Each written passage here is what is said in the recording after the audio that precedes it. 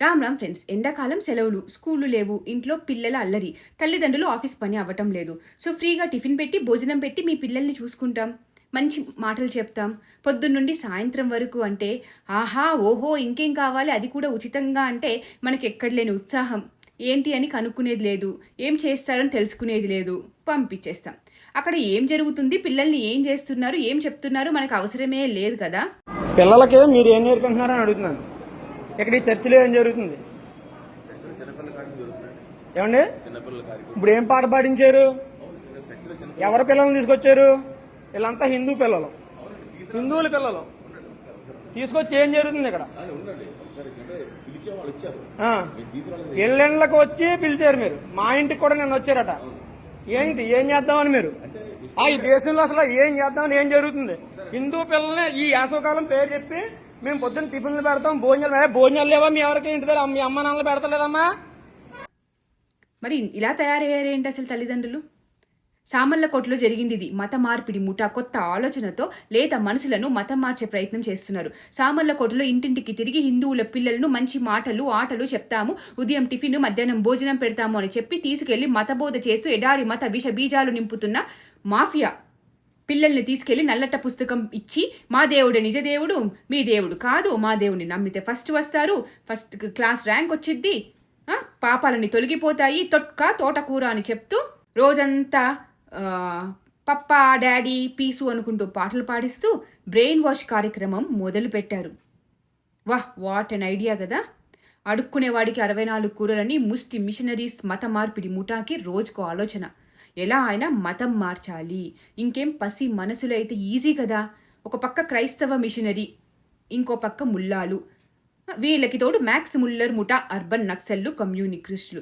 ఈ 3 ఎంలు అదే పనిగా హిందువుల మీద దాడి చేస్తూనే ఉన్నారు. హిందూ మాత్రం సెక్యులర్ ముసుగేసుకుని మంచిగా నిద్ర నటిస్తున్నాడు, ఇలా పంపిస్తున్నాడు. మళ్ళీ అదే బానిసత్వం వైపుకి తీసుకెళ్తున్నారు. చెప్పండి జై శ్రీరామ్.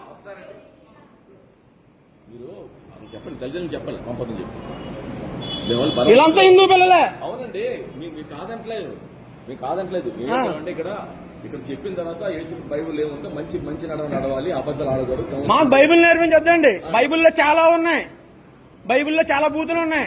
ఆ బూతులన్నీ తీస్తే ఇక్కడ ఉండక్కర్లేదు.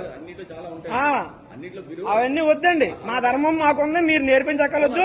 మాకు అక్కడ పక్కనే ఆంజనేయ గుళ్ళో జరుగుతున్నాయి, వివేకానంద గుళ్ళో జరుగుతున్నాయి సమ్మర్ క్లాసెస్, మేము నేర్పించుకుంటున్నాం. మీరు ఇంగ్లీష్ లో చెప్పిన అదే మేము వెళ్ళి చెప్తాం.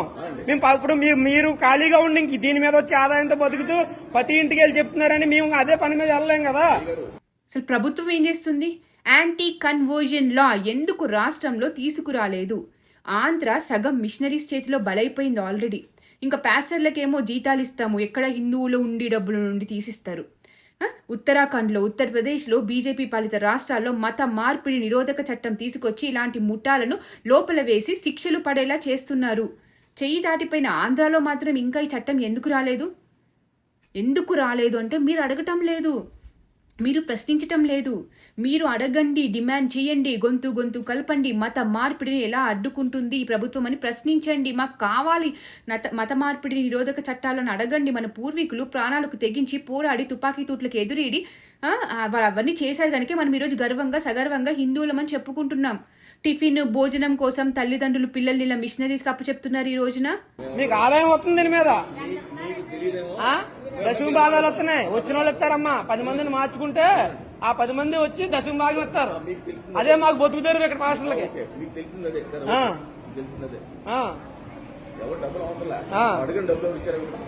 ఏంటి డబ్బులు అప్పుడు కాదు, వాళ్ళు ఎందుకు ఇస్తారు? ఫస్ట్ వీళ్ళు మార్చాలి, తర్వాత తరాన్ని మీరు తయారు చేస్తున్నారు. మీరు హిందూ పిల్లల్ని తీసుకొచ్చి యేసుప్రభు పాట పాడించాల్సిన పని ఏంటండి మీకు? మంచి మాటలు చెప్తలేదు మీరు. యేసుప్రభు పాట పాడంతో నేను వీడియో తీసాను, నా దగ్గర ఉంది. మన జనరేషన్ ఏం చేస్తుంది? ఇదా చేసేది? మన పూర్వీకుల్లాగా ఎదురు నిలబడి పోరాడదామా? లేకపోతే నో బ్రో, అన్ని మతాలు ఒకటే బ్రో, అందరి దేవుళ్ళు ఒకటే బ్రో, మానవత్వం ముఖ్యం బ్రో అని పోరాడడం మర్చిపోయి 3 M's చేతిలో పావుల్లాగా మారిపోదామా? విదేశీ ఆక్రమణ అనేది బ్రిటిష్ వెళ్ళిపోగానే ఆగిపోలేదు, ఎప్పటికీ ఆగని ఒక ప్రక్రియ. అది కేవలం రంగు, రూపం, దిశ మార్చుకొని కొత్తగా తయారవుతుంది తప్ప విదేశీ ఆక్రమణ అనేది తరతరాలుగా ఆగని ప్రక్రియ అని మర్చిపోవద్దు. పోరాటం అనేది మనం ఆపొద్దు. ఎందుకు వస్తారమ్మా? అడగండి వాళ్ళని. ఎందుకు వస్తారు? మీది ఎక్కడమ్మా? మీ దేవురు ఇక్కడ ఇది మీది? మీ తల్లిదండ్రులందరినీ మేము వచ్చి కలుపుతాం. మనకు దేవుడు లేడా? మంచి మాటలు మీ అమ్మ నాన్న చెప్తలేదా? ఇక్కడికి వచ్చి నేర్చుకుంటేనే కానీ మతం మార్చి పనులు. హిందువులు, మీ పిల్లలు జాగ్రత్త, ఇలాంటి మూకలు వస్తే తరిమి కొట్టండి. ఇప్పుడు టిఫిన్కి భోజనానికి కక్కుర్తి పడితే రేపు అమ్మ అయ్య హిందువులు కాదు మాకు వద్దు వాళ్ళు అంటారు. చనిపోయిన శవాన్ని చూడడానికి కూడా రాలేదు చాలా మంది. నాకు మీరు శైతాన్ అని అంటారు. అప్పుడు నెత్తి నోరు మొత్తుకున్నా ఏం లాభం ఉండదు. సో చేతులు కాలినాక ఆకులు పట్టుకోకండి. Be aware, protect your kids and most importantly question the government. ఇలాంటి వాళ్ళ మీద ఎలాంటి చర్యలు తీసుకుంటున్నారు, ఏం చేస్తున్నారు, ఎందుకు ఇంత ధైర్యంగా వీళ్ళు ఇంటింటికి తిరిగి పిల్లల్ని మైనర్ బాలికల్ని తీసుకెళ్ళి ఇలాంటివి చేయొచ్చా? ఇది ఎంత నేరం వీళ్ళు చేసేది. ఇలాంటి వాళ్ళకి ఎలాంటి శిక్షలు పడాలి? ఇంత ధైర్యంగా ఎలా చేయగలుగుతున్నారు వీళ్ళు? మీరు ప్రశ్నిస్తేనే మార్పు వస్తుంది. జై భారత్, జై హింద్. తల్లిదండ్రులకి మాకు తెలుసు కాబట్టి నేను వచ్చి కోచింగ్ చేస్తున్నాను. ఇక్కడ ఏం జరుగుతుందో నాకు తెలుసు కాబట్టి నేను కోచింగ్ చేస్తున్నాను. తెలియదండి ఇవాళ అమాయకులనే మీరు మార్చేది. ఎందుకు లేరండి? ఉన్నారు కాబట్టి మీరు అంతమందిని మాత్రం మారుతున్నారు. ఏం మాడాలి? చిన్నపిల్లలు మాదక ద్రవ్యాలు సాధించడంలో ఉన్నారు. మాదక ద్రవ్యాలు తాగుతున్న బిడ్డలు ఉన్నారు. చెప్పండి అంటే చిన్నపిల్లలు, మా పిల్లలు అంటే భయంకరంగా చెడిపోయిన పిల్లలు చాలా మంది ఉన్నారు బయట. ఎవరి పిల్లలు? చాలా మరి అందరి పిల్లలు చెప్పండి. తాగుబోతాడు పిల్లలు అంటే ఇటు తిరుగుతున్నారు. వాళ్ళు వస్తారు, వాళ్ళు తెలిసినప్పుడు వాళ్ళు వస్తారండి. ఇక్కడ నేను చూపిస్తాను. మీరు వాళ్ళకి చెప్పపోయారా? మరి వీళ్ళని తీసుకొచ్చి కూర్చోబెట్టారు. ఆ తాగుబోతు పిల్లల్ని తీసుకొచ్చి కూర్చోబెట్టకపోయారా? ఈ పిల్లల్ని ఎందుకు తీసుకొచ్చి కూర్చోబెట్టారు? చాలా మంది ఉన్నారు. ఆ తాగుబోతు పిల్లల్ని మీరు ఎందుకు తీసుకొచ్చి కూర్చోబెట్టలేదు? మీరు తాగుబోతులు మారని చెప్తారు. తాగుబోతులు చాలా మంది మారారు. ఎన్ని చూస్తున్నాం కానీ ఎంత తండ్రి తాగుబోతులు మారారో మేము రోజు చూస్తానే ఉంటున్నాం. మారిన తాగుబోతులు అందరినీ మొన్నటిదాకా బాగా చూసాం.